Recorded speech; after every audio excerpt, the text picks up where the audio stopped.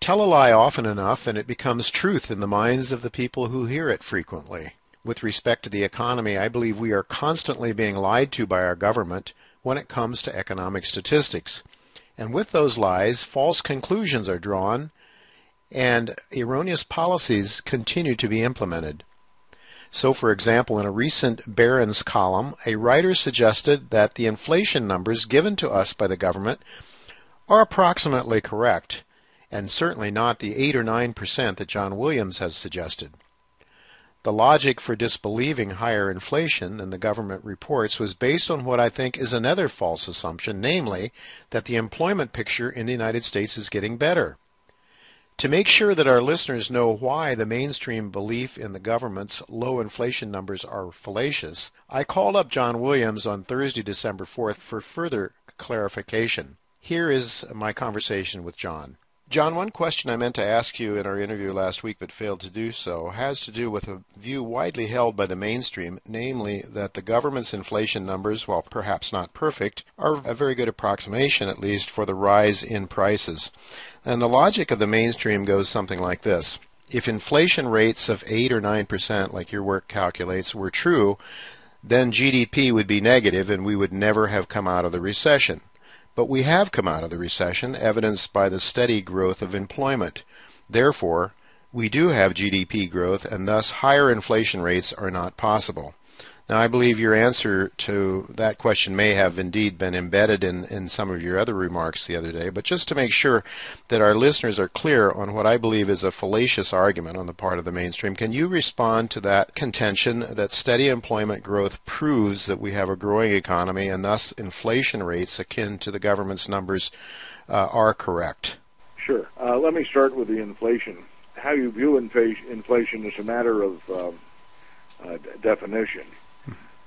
The way most people look at inflation, the way people looked at inflation traditionally, the way it's been measured in consumer price indices going back a couple of centuries, is that it reflects a fixed basket of goods, the cost of the change in a fixed basket of goods.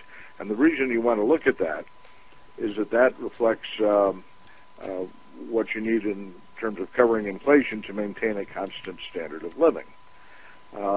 Back in the 90s when Greenspan started moaning and groaning about how the CPI overstated inflation, and if only they could get a more realistic lower inflation rate, that would help the government with its finances, because it would cut the cost of living adjustment for Social Security. It would also accelerate the movement of people into higher tax brackets and increase tax revenues a little bit. That was the purpose behind their changes. Now, if you want to move away from measuring a constant standard of living, what you do is you go to a substitution-based consumer price index instead of one that has a fixed weight of the goods that are in it. Mm-hmm. Substitution-based, and this is I'm using Greenspan's words here, basically, that, if a steak goes up in price, people will buy more hamburger. If they buy more hamburger, their cost of living isn't as high. Well, that's not the same concept as maintaining a constant standard of living. For one thing, I prefer steak to hamburger. So what they did was make a whole series of changes to the consumer price index that moved it towards becoming something of a quasi-substitution based index, and that knocked about 3 percentage points off the headline inflation rate. There also were changes that were made in terms of what's referred to as hedonic quality adjustments. These are nebulous quality changes, usually improvements that can't be estimated by individuals. It's only modeled by computers, and they use this to reduce the inflation rate as well. Same principle. They want to improve the government's finances. The problem is that most people don't recognize those changes as being realistic or meaningful to them. Again, a consumer price index and inflation measures got to be meaningful to you. And if you're looking for something that you're going to use as a basis for adjusting your salary, or as a basis for having a minimal investment return so that you beat inflation, you don't want to use the government's numbers, because what they did with these hedonic adjustments, let me just give you one example. It's so egregious they actually have backed away from using this specific thing again, but the principle is in place across the board with all sorts of products. Some years back, the government mandated a change in gasoline formulation to improve air quality, and the result was, when it went into effect, it increased the price of gasoline by 10 cents per gallon, which was a significant percentage at the time. But it didn't get into the CPI, the reason being the government deemed that to be a quality improvement. Yet the guy that was pumping gas and had to go to work was moaning and groaning because it was costing him more to go to work. That was out-of-pocket expense. And again, if you're looking at an inflation that's useful from an individual standpoint, one that will cover your costs going forward, maintain a constant standard of living, what the government publishes now is well removed from that. All I've done is I've taken the announced changes that the government's made, their estimates of how much it would reduce or change, but it's almost always reduced, the headline level of annual inflation, and that's what gets you up to right now 9.4%, has changed since, reflecting all the changes since 1980. So in terms of consumer prices, you have a clear problem. Maybe a meaningful number would be less than 9%. I don't know. It's the best I can. It's the best I can measure. Sure. But clearly, the government's intent was to reduce the CPI in terms of what it needed for its expenses, without any regard as to how the public uses the CPI and what people trying to live within in an inflationary environment need in the way of information. That said, the gross domestic product, you have different measures of inflation and different definitions. The GDP is a much broader measure than what consumers look at when they buy. It includes trade, all sorts of factors, defense spending. And there, a substitution-based inflation rate can make some sense, because you're reflecting what's actually happening in the economy as opposed to what people need to maintain a constant standard of living. So if you look at the GDP, what you'll find is indeed the same areas have been adjusted in the GDP measure, but with significantly different weightings. The area I have big problems with in terms of the GDP inflation is the implicit price deflators' use of hedonic quality adjustments. And there you have roughly 2 percentage points in growth that are in terms of understatement of inflation and overstatement of GDP growth. And if you correct the GDP estimates for that, what you'll find is that instead of having the GDP plunging into 2009 and then recovering, and now expanding at a pace not seen in 10 years, you have a pattern of plunge and stagnation in the GDP. I'll contend that's the reality.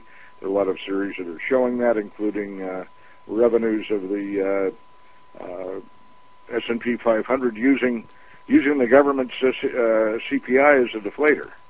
I mean, there are all sorts of things suggesting the GDP is not as reported, and certainly the employment numbers have rarely been touted as that. And normally, if you'll recall, as the economy began to fall off and then started to pick up, the payroll numbers didn't pick up. And it was being touted as the payroll was being touted as a lagging indicator. It's always been a coincident indicator. Back when the government had its index of leading indicators, one of the coincident indicators was employment.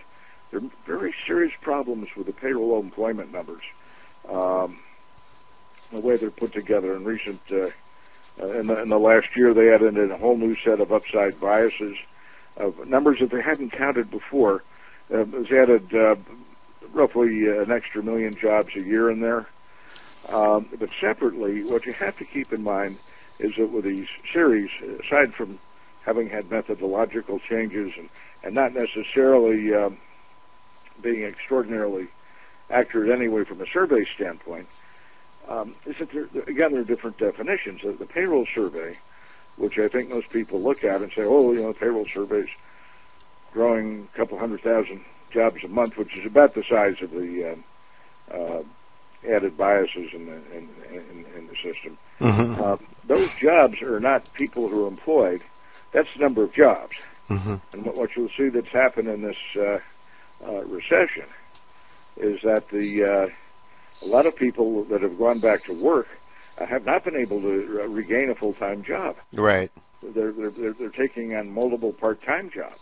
Right. And so that a lot of the growth you see there has been in part-time employment, multiple jobs, people taking on more than one job. You're right. Right. On the other side, from the household survey, which measures, goes around and asks people if they're employed, it counts the number of people who have jobs.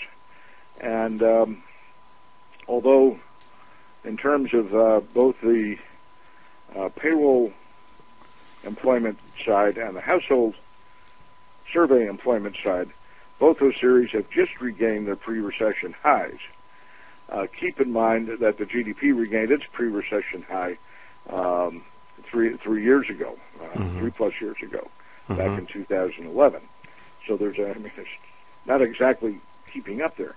But right. if you look at the detail on the household employment between those that are working full-time and those that are working part-time, since the beginning of the recession, full-time employment has dropped by a little over 2 million jobs. Mm-hmm. It's still down 2.2 million. Mm-hmm. If you look at the part-time jobs, of which about 86% are for economic reasons, that's increased by 3 million jobs. So the growth here has been in these part-time mm-hmm. multiple jobs, mm-hmm. which show up as employment, an employment count on the payroll side.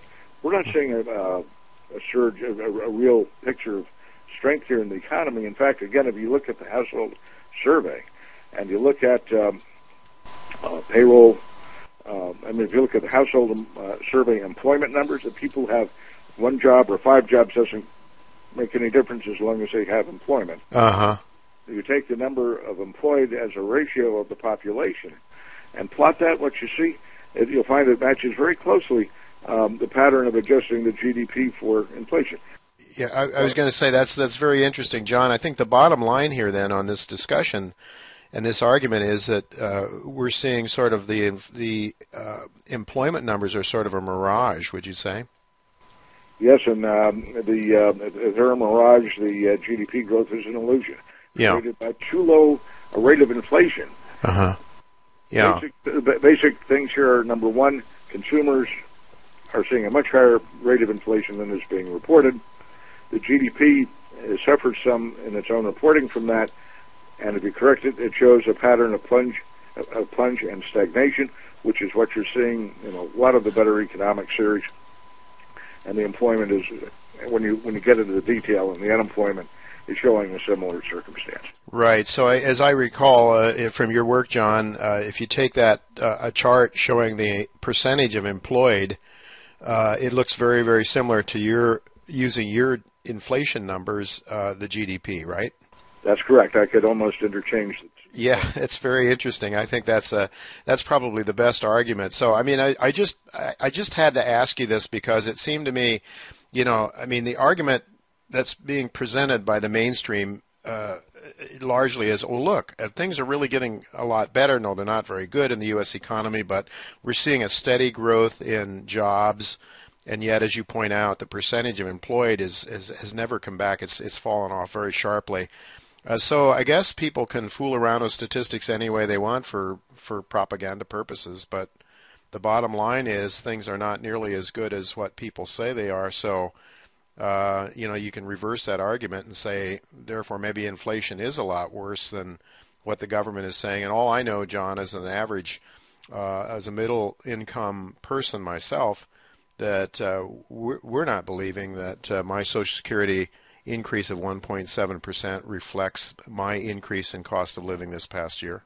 Well, you're not the only one. And again, this may be a little repetitive of the interview last week. Sure. You look at the election results. The average Yes. person voted. I mean, these are presumably people who have, as broad a base surveys are going to get. Gave the economy a rating that commonly is reflective of an economic contraction, not a booming economy that the GDP is reporting. Mm-hmm. I found that Main Street USA has a much better sense of what's going on. You talk to the average person, they don't believe the economic growth, they don't believe the inflation numbers, and they're right. And the reason that this has happened, the reason they're right, and the reason that the government's numbers have increasingly moved away from common experience is that the methods of calculating these series have been changed. The inflation numbers, I have a public comment on inflation on my website, and it details the changes made here. When they introduced hedonic adjustments for the U.S. GDP, Germany and Japan didn't, and there's still a lot of argument over it. And guess what? For a number of years there, we were showing stronger economic growth than Japan. But it wasn't that we had such a robust economy versus Japan. They were just reporting their economy a little more realistically than we were. I mean, it gets crazier and crazier as you go along. A lot of problems with the employment numbers, changes made to methodologies there as well. Well, John, I really appreciate it. You're as they like to say sometimes, down in the weeds, looking at details, and as they say, the devil is in the details. And I think you really need to look at things as you do. Most people don't. I think the other thing is that I like to say that sometimes the PhD economists from Harvard, Princeton, and Yale are the most disadvantaged in understanding what's really going on because they have this construct that they've gotten their A's and their PhDs on, believing and regurgitating, and of course now they spew it out into the public. And people are sort of, well, how can a guy from Harvard with a PhD be wrong? And well, you of course come from a very good school, but that's neither here nor there. Yeah, what you've done, John, is really looked at reality independently. Not your employment has not been based on having to satisfy somebody else's economic needs, but in fact, just really calling an ace an ace and a spade, and I really appreciate it. I think you've really clarified the issue that was in my head that I wanted to have clarified for our listeners. I want to thank you very much, John, for that, because I think it's a very crucial point. And I would just tell our listeners once again, it's shadowstats.com, shadowstats.com to follow all that John does. A lot of good information right there, but I would strongly suggest that people consider subscribing as I do, because I think the information that you get there is very, very pertinent. Again, as we like to do on our radio show, is to tell people what's really going on as opposed to the propaganda that you're hearing all day long on the mainstream media. So, John, I want to thank you again for helping us understand what's really going on in the economy as opposed to what we're being sold.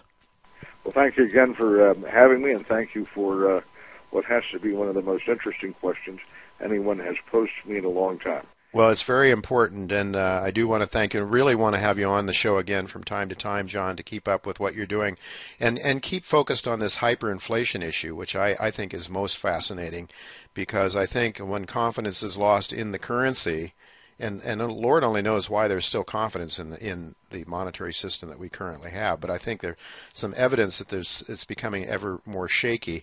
John, I think you're going to be right at some point in time when the dollar gives way and when people start to really understand that the emperor is wearing no clothes, then unfortunately that day will come, and you will be right, in which we're going to pay an awful lot of dollars for very basic goods and services. Thank you very much again for being with me, John. Thank you, Jay.